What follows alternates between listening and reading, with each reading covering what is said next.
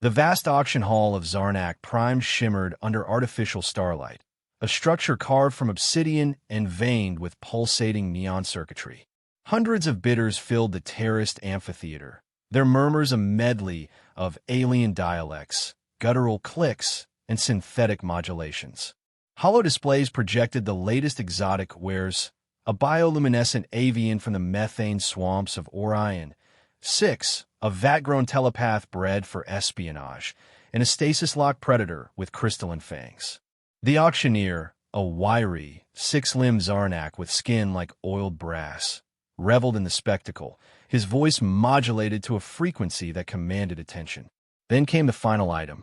A squat cage, seemingly an afterthought, was wheeled onto the central platform. Inside, curled in the farthest corner, was something small and trembling. The creature barely stirred, its ragged white fur patchy, its oversized head resting on paws too thin for its frame. It was an albino wolf, or something close to it, but its proportions were wrong, its body frail, and its pink-tinged eyes half-lidded in exhaustion. Lot number 579, a genetic anomaly of uncertain origin, the auctioneer announced, his mandibles clicking as he gestured dismissively at the cage. Believed to be a defective hybrid from an extinct species. Bidding begins at 10 credits. Silence. A ripple of distaste passed through the crowd. The Vordani delegation, reptilian aristocrats wrapped in ceremonial silk, sneered. A cybernetic trade guild's representative simply turned away. Even the warbred Brakthar, known for collecting living curiosities, made no move. The creature was no prize, no weapon, no status symbol. Just a mistake. At the back of the room, Darren Holt leaned against a rusting support beam, arms crossed over his oil-streaked coveralls. He hadn't come to bid. A mechanic by trade, he barely had enough credits to keep his ship running, let alone waste money on biological oddities. He had been searching for parts, a stabilizer coil, a decent set of plasma spanners, but the moment the cage had been dragged out, his attention locked onto the trembling figure within. It wasn't just pity. It was something deeper, a tug at the gut, an instinct he couldn't explain. The little thing looked lost. The auctioneer sighed. 5 credits, then. Surely someone wants this pathetic little beast. More silence. A few chuckles rippled through the crowd. Darren's hand was in the air before he even realized it. 5. Heads turned. The auctioneer hesitated, glancing toward the overseer's booth for approval. The Zarnak seldom wasted time on transactions this trivial. Sold, the auctioneer declared with a dismissive flick of his wrist. To the human, enjoy your purchase. A fresh wave of laughter followed as the cage was unceremoniously shoved toward Darren. He ignored it, stepping forward as the handlers deposited the crate at his feet. He crouched, peering inside. The creature shrank back, its too thin body pressing against cold metal bars. Easy, Darren murmured, fumbling with the release mechanism. The lock disengaged with a soft hiss. He kept his movements slow as he reached in, letting his calloused fingers brush against the matted fur. The little thing flinched but didn't bite. Looks like it's just you and me, pal, he said. Let's get out of here. The trek back to the rust bucket was uneventful, aside from the occasional odd look from passing traders. Darren ignored them, cradling the trembling animal in the crook of his arm. It barely weighed anything. He could feel the faint, rapid pulse of its heartbeat against his forearm. Inside his ship, the air was thick with the scent of lubricants and ionized metal, the hum of outdated servos filling the space. Darren set the wolf down on an old blanket in the corner of the cockpit. It lay there, watching him warily. All right, kid, let's see what we're dealing with. He crouched beside it, offering a strip of dried ration meat. The wolf sniffed it, but made no move to eat. Penny, run a basic scan, he said. A soft chime. The ship's onboard AI flickered to life, its voice crisp but disinterested. Analyzing subject. Anomaly detected. Biological readings inconclusive. Darren frowned. That's not helpful. Correction. DNA structure does not match any known cataloged species, Penny continued. Additional analysis required. Great. So I just bought something that doesn't exist. He exhaled, rubbing his temples before looking back at the creature. "What the hell are you, little guy?" The wolf didn't answer. It only blinked at him, its pinkish eyes reflecting the dim glow of the cockpit displays. Darren leaned back, stretching his legs out in front of him. He hadn't planned on getting a pet. Hell, he wasn't even sure he had enough supplies to keep it fed. But something told him that walking away hadn't been an option. Maybe it was a mistake. Maybe it wasn't.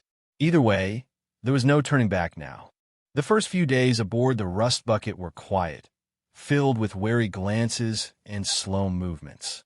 The albino wolf, if that's what it truly was, rarely left the corner Darren had set up for it, curled on the tattered blanket like a specter reluctant to exist. It didn't eat much, only nibbling at the dried ration meat when it thought he wasn't looking. He didn't push. Trust took time. He knew that better than most. Darren spent those days juggling maintenance checks and small repair jobs, the usual routine of a mechanic scraping by in the far reaches of space. The ship had seen better years, its panels dented, wiring patched together with whatever he could scavenge. The inertial dampeners groaned in protest whenever he jumped to light speed, and Penny, the ship's AI, never missed a chance to remind him of the dwindling efficiency percentages. "Cargo hold stabilizers are operating at 64%, she droned as he tightened a loose bolt near the engine casing. "I project catastrophic failure in." Yeah, I got it," Darren muttered. One thing at a time. From the cockpit, he heard a faint scuffle. Not much, just the whisper of movement. He turned his head in time to catch the wolf dragging itself forward, its paws tentative against the metal floor. It stopped when it saw him looking. "Getting brave, huh?"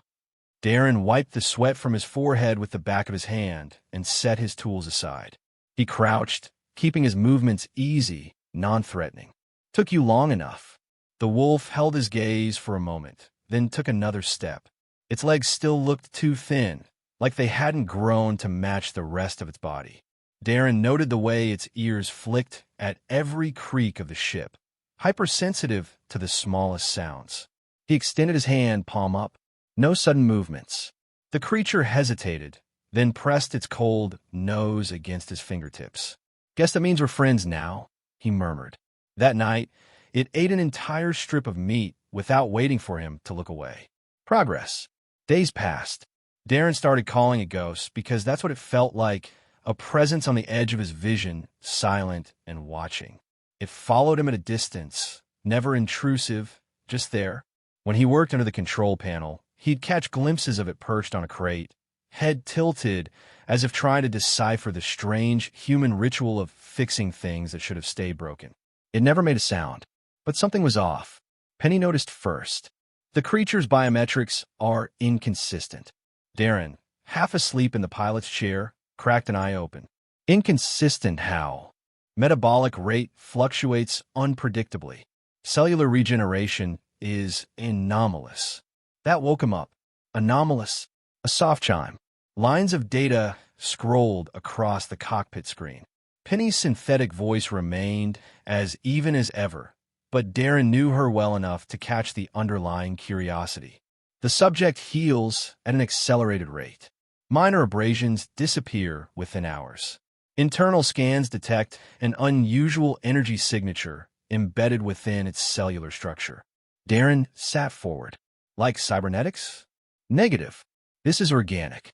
The energy behaves similarly to electromagnetic interference, but it's integrated at a biological level. That didn't sit right. He looked over his shoulder at Ghost, curled up in the co-pilot's seat, watching him with those eerie, pink-tinged eyes. "You're full of surprises, aren't you?" he muttered. Ghost blinked slowly, like he understood. Darren had Penny cross-check known species. Nothing matched. No record of anything like Ghost existed in the trade logs, genetic databases, or even black market catalogs. That didn't mean much. Plenty of things slipped through the cracks in the vast, lawless stretch of space they called home, but it nagged at him. One night, he woke to the ship's alarms blaring. "Proximity warning," Penny announced. "Unidentified vessel detected." Darren was on his feet in seconds, hands flying across the controls. The sensors picked up a ship trailing them, running dark, no transponder. Not a good sign. "How long have they been there?" he demanded. Unknown. Their stealth capabilities exceed standard detection parameters. Darren cursed under his breath. He knew a tale when he saw one. Whoever they weren't interested in making contact. That meant trouble. Ghost stirred at his side, ears flattened, body tense. A low, nearly inaudible growl vibrated in his chest. Darren reached out, resting a hand on the soft fur between Ghost's shoulders. Easy, buddy. We'll figure this out. Penny's sensors flickered. Strange. I'm detecting an energy fluctuation. From a ship. Darren asked. No, Penny said. From the wolf. Darren barely had time to process that before the lights dimmed, the console flickering like an overloaded circuit. The air crackled, the fine hairs on his arms rising with static electricity. Then, just as suddenly as it started, it was over. Penny, he asked. Systems are stable, she replied. The unidentified ship has disengaged. Darren turned to Ghost. The wolf lay still, chest rising and falling in quick, shallow breaths. His eyes glowed, just faintly, like embers in the dark. Darren exhaled. Okay, he said, more to himself than anything. That's new. Ghost closed his eyes and rested his head on his paws. Darren leaned back in his chair, staring at the blank screen where the hostile ship had been moments ago. Someone had been following them, and Ghost, somehow, had driven them off. This wasn't just an anomaly. This was something else. And whatever it wasn't over yet. The warning came too late. A violent shudder rocked the rust bucket, alarms flaring red across the console. Darren barely had time to grab the controls before the ship lurched sideways, the artificial gravity groaning under the strain. They were under attack. Impact detected, Penny announced, her voice somehow calm amid the chaos. Shields at 47%. Who the hell are these guys? Darren gritted his teeth, forcing the ship into an evasive roll. The sensor display flickered with the shape of a pursuing vessel, sleek, angular, built for speed. No insignia, no identifiers. Just a dark, silent predator locked onto them. Ghost pressed against the co-pilot's seat, ears flattened, his entire body tense. The air around him seemed to hum, a faint distortion Darren had no time to question. He flipped the thrusters to full burn, pushing the old ship harder than it was ever meant to go. Options, Penny? Minimal. The enemy vessel is faster and better armed. Engaging in direct combat is inadvisable. Yeah, no kidding. Another blast rocked the hull, and the lights flickered. Darren swore under his breath. He had no weapons, no real defenses. The best he could do was run. Then the comm crackled to life. A voice, deep and metallic, seeped through the static. Human, surrender the specimen. Darren's grip tightened on the throttle. No deal. You are ignorant of what you possess. The creature is not yours to keep. Darren glanced at Ghost. The wolf's pink-tinged eyes gleamed in the dim light, unblinking, intense. There was something almost knowing in that gaze, something that made Darren's pulse spike. He didn't know what Ghost was, not really, but he knew enough to trust his gut. Go to hell, he growled and killed the comm. The pursuing ship responded with another blast, this one catching the rear stabilizer. The rust bucket pitched violently. Darren fought the controls, his mind racing through possibilities. He needed a way out, and he needed it fast. Then Ghost moved. The air pressure in the cabin shifted, a static charge thickening like the moment before a lightning strike. Ghost bristled, his body going rigid. A pulse of energy rippled outward, silent, invisible, but powerful enough to send a warning through every nerve in Darren's body. The console flickered. Penny's system stuttered. Then, just as suddenly, the enemy ship's sensors spiked with interference. Unidentified energy signature detected, Penny reported. Enemy vessel experiencing disruption. Darren didn't hesitate. He yanked the controls, diving into the nearest debris field, a graveyard of shattered freighters and forgotten wreckage. The enemy ship faltered, their precision lost amid the sudden interference. It wasn't much, but it was enough. He cut the engines, letting the ship drift into the shadow of a derelict cruiser. Silence fell over the cabin. Outside, the enemy vessel prowled, searching, Minutes stretched. Darren barely breathed. Then, finally, the ship peeled away, vanishing into the void. Darren exhaled, long and slow, before turning to Ghost. The wolf slumped against the co-pilot's chair, his chest rising and falling in quick, shallow breaths. His fur was damp with sweat, his limbs twitching as if drained. "What the hell did you just do?" Darren whispered. Ghost didn't answer, but he didn't have to. Darren knew, deep in his gut, that Ghost had saved them. Again, he pulled up Penny's scam logs, hands moving fast across the console. There had to be something, some kind of explanation. The screen filled with data, biometric readings, electromagnetic pulses, neural activity spikes. Then, buried deep in the system, a file. Not one he had put there. "Penny," he said slowly. "What is this?" The AI hesitated. "Encrypted records retrieved from the auction database. I accessed them following our initial encounter with the enemy vessel." Darren swallowed hard. "Play it." The screen shifted to grainy footage, an alien laboratory, sterile white, filled with containment chambers. In one, a creature curled against the glass. Small, fragile, albino fur. "Ghost." A voice accompanied the footage, cold and clinical. Subject 579 exhibits unstable but promising results. Genetic engineering combined with latent psionic potential. Intended for deployment as an advanced reconnaissance asset. Further testing required. Darren felt something heavy settle in his chest. They hadn't just been selling an animal. They had been discarding an experiment. Ghost was never meant to survive. The recording continued. Termination scheduled pending review. Darren clenched his fists. His stomach twisted. The auction hadn't been a sale. It had been a cover-up. A way to erase a failed project. And he had saved him. Or maybe Ghost had saved himself. The wolf stirred, lifting his head just enough to meet Darren's gaze. Those eerie eyes weren't just intelligent. They were aware. Darren exhaled. "Well, that explains a lot." A long silence stretched between them. Outside, the stars drifted. Penny broke the quiet. "You have a choice." Darren leaned back in his chair, rubbing a hand over his face. "Yeah," he murmured. "I know." He could turn Ghost in. There were people, scientists, researchers, who would pay well for something like this.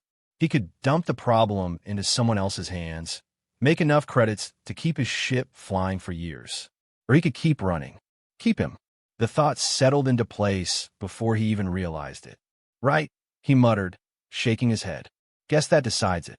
Ghost let out a slow breath and rested his head against Darren's leg.